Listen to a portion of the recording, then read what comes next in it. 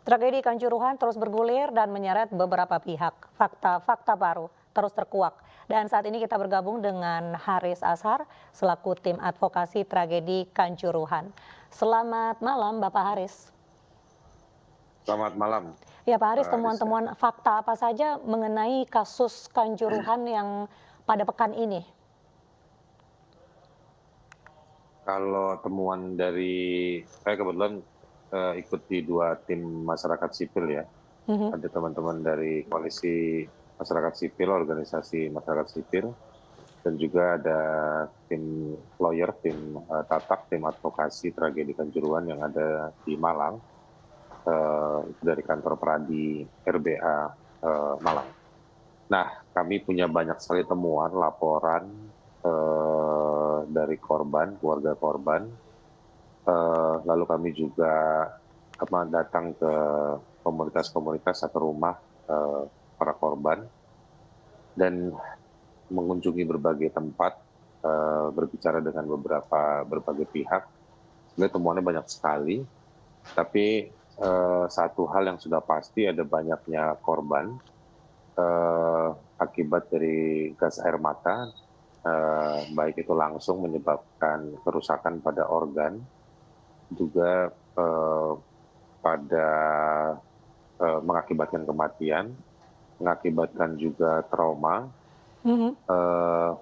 lalu juga gas air mata itu bukan hanya langsung mengakibatkan kematian dan kerusakan fisik dan trauma, tetapi juga menjadi pemicu kepanikan yang juga memunculkan berbagai peristiwa-peristiwa yang mengakibatkan penderitaan pada para penonton. Lalu juga ada fasilitas yang berkontribusi, fasilitas yang buruk yang berkontribusi pada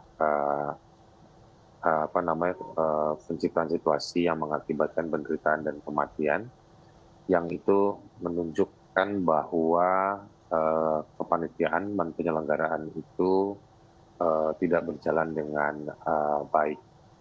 Jadi kalau gambaran gampangnya nih Mbak Rizka, penonton itu dipukul mundur, tetapi begitu mau keluar mereka nggak bisa keluar. Mhm. Nah, setelah bersusah payah keluar, mereka tidak mendapatkan pertolongan dan di situ juga banyak pemburukan kondisi para korban.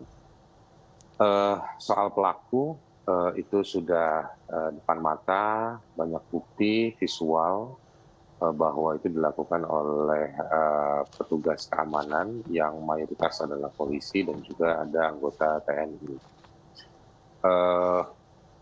Dan serangan itu dilakukan tidak sesuai dengan standar penanganan penyelenggaraan sepak bola ataupun standar pengamanan yang dimiliki oleh kepolisian. Kami juga menemukan bahwa masuknya aparat keamanan itu bukan karena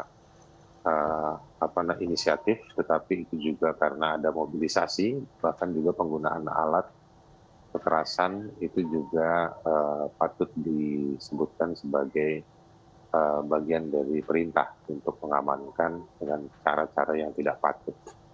Kami juga menemukan bahwa ada ini semua saya pikir memang patut diduga sebagai sebuah peristiwa yang disengaja untuk memunculkan korban, karena Aremania itu punya budaya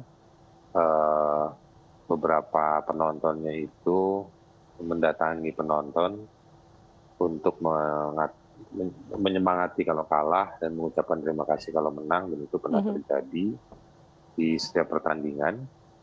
Jadi memang aneh kalau kemudian dianggap sebagai sesuatu yang melanggar hukum. Pak Haris, dari Eh, perkembangan itu yang sudah beberapa diterima, temuan-temuan banyak. ya Pak Haris, dari perkembangan yang sudah banyak Anda terima juga, lalu apa yang akhirnya menjadi alasan kenapa fasilitas buruk dan bisa dibilang kepanitiaan tidak berjalan dengan baik? Ya begini, di satu pertandingan sepak bola, apalagi Liga 1 seperti peristiwa Kanjuruhan itu sebenarnya ada kebiasaan dan aturan main. dan juga ada regulasi-regulasi yang harusnya taken for granted sudah dipahami. Jadi kalau misalnya PSSI bilang bahwa kami baru tahu ada aturan FIFA dan lain-lain, lucu. Masa mau jadi panitia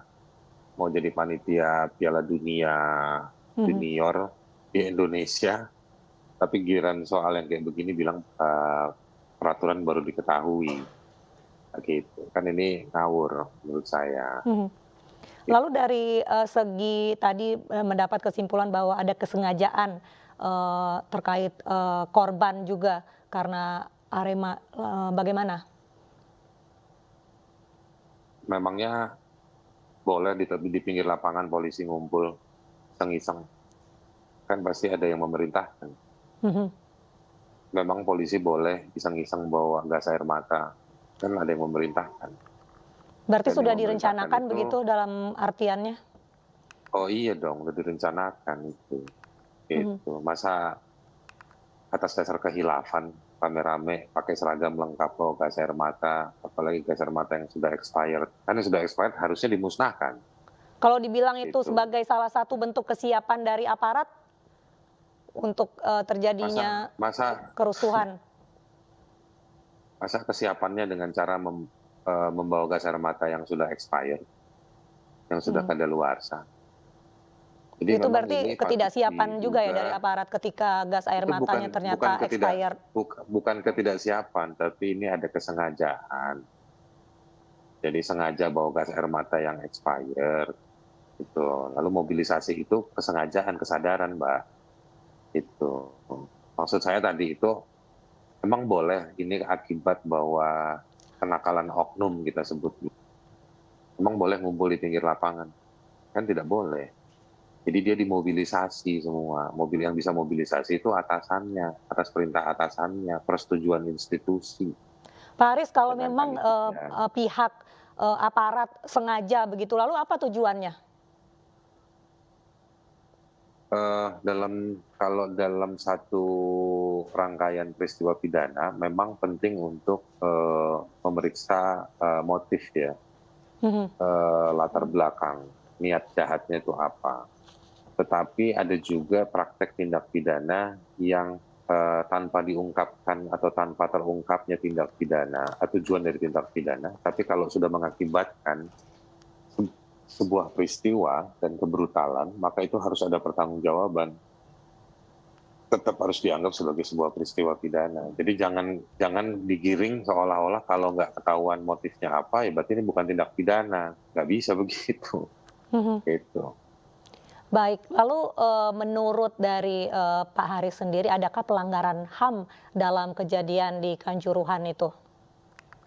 Oh Dari jelas. segi apa begitu? Bahkan saya mau begini, kan waktu Anda tanya pelanggaran HAM, kan Anda harus tanya, Anda harus paham definisi pelanggaran HAM apa. Nah, ada dua hal ya. Satu namanya pelanggaran HAM, yang kedua namanya pelanggaran HAM yang berat. Nah, saya mau mengatakan bahwa peristiwa Kanjuruhan itu adalah peristiwa pelanggaran HAM yang berat. Apa itu peristiwa pelanggaran HAM yang berat? Kita punya undang-undangnya, Undang-Undang Pengadilan HAM, nomor 26 tahun 2000. Di situ dikatakan pelanggaran HAM berat itu ada dua, kejahatan terhadap kemanusiaan dan juga genosida.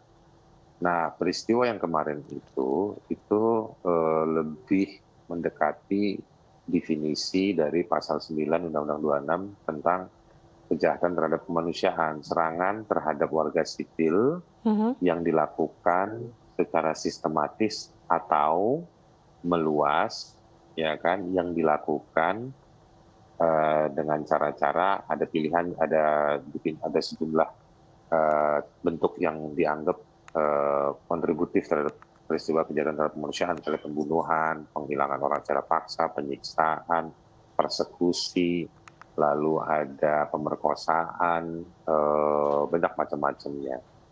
Nah, dengan definisi itu cocok yang disebut dengan serangan terhadap warga sipil.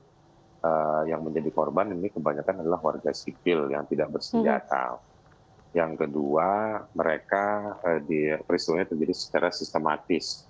Sistematis itu artinya ada perintah atau ada kebijakan Perintah itu bukan hanya menyuruh, tetapi juga tidak digunakannya perintah padahal ada kewenangan. Itu ada di pasal 42 tentang pertanggungjawaban komando, command responsibility. Jadi atasan-atasan yang memobilisasi, menyetujui untuk mengamankan pertandingan, menyetujui jenis pasukan dan juga jenis senjata berapa banyak, yang menyetujui, yang memimpin, memerintahkan untuk satu komandan di bawahnya memobilisasi pasukan, yang memerintahkan masuk dengan membawa senjata tersebut ke tempat yang sebetulnya nggak boleh ada senjata tersebut. Lalu itu semua ada bahwa dibilang tidak ada perintah nembak, iya, tapi tidak ada perintah untuk juga menghentikan penembakan, tidak menghentikan ketika pasukan bawa senjata yang dilarang, tidak menghentikan bawa pasukan yang dikirim terlalu keras, misalnya BRIMOB, padahal sabar aja cukup hanya dengan tameng. Cara-cara seperti itu adalah kewenangan yang tidak digunakan, maka dia masuk kategori sistematis. Nah, bentuk-bentuknya penghilangan orang secara paksa, penyiksaan, persekusi, dan lain-lain, itu semua terpenuhi dalam peristiwa yang ada di Kanjuruhan. Bisa dibilang ada pelanggaran, tapi kita akan membahasnya Bapak Haris Jadi pelanggaran HAM berat. usai jeda sesaat Pelanggaran HAM lagi, berat tetap menurut di saya. Special Report Usut Tuntas Tragedi Kanjuruhan.